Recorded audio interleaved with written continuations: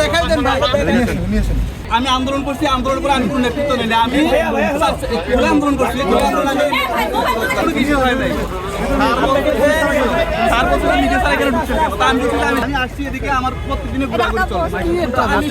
আমি এখানে আমার ইয়েতে আছে, আমি 11টা বাজে শাহবাগে থাকবো, 2টা 12টা বাজে এখানে থাকবো, 2টা বাজে গুলিস্তান আওয়ামী লীগের যে সন্ত্রাসী সংগঠনের যে মানে তাদের যে দলীয় কার্যালয় ওইখানে থাকবে। আমি দেখবো ওরা যে মানে ইন্ডিয়াতে যে এত তারা এই করবে সেই করবে সেটা দেখার জন্য আমি আসছি। এখন এখানে যে মিডিয়া ছাড়া প্রবেশ করে যেন অন্য জায়গায় গেছি কোনো সমস্যা, এখানে যে মিডিয়া ছাড়া প্রবেশ করে আমি জানি না। আমি আস্তে আস্তে সবাই হাঁটতে ঢুকছে, আমিও ঢুকছি।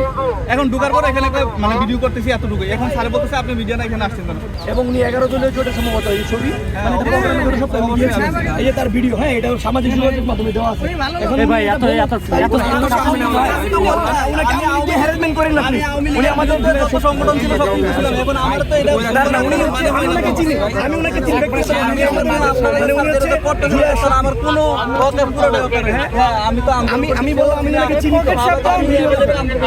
আওয়ামী লীগ বিরোধী যত অনুষ্ঠান আছে সব জায়গায় আমি আসি। কোন রাজনৈতিক ব্যানারে অংশগ্রহণ করছেন কিনা সেটা? হ্যাঁ অবশ্যই।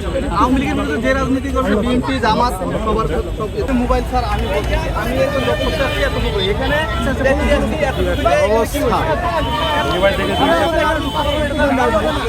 আমি এখানে ঢুকতে পারবো এটা আমি জানি না, না জানলে একটা বড় না হয় মানুষের মোবাইল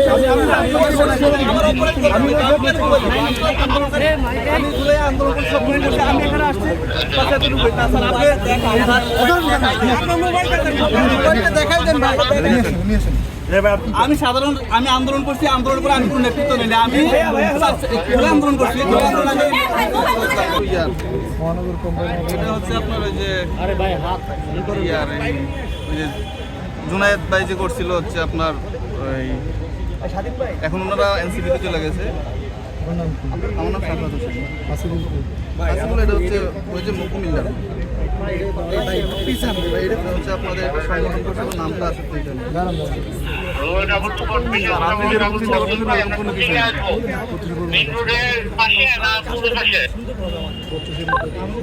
পূর্ব মাঠে আসেন।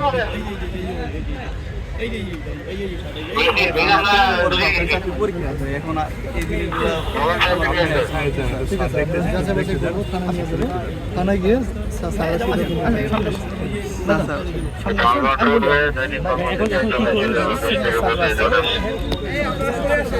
আপনারা এখানে করেন না, আপনার সমস্যা নেই, আপনারা যাতে এখানে করেন না সমস্যা না। উনিও শাহবাগে পরিচিত। আপনি আমারটা ডিস্টার্ব করতেছেন। না না এই যে উনি কি আমারটা আপনাদের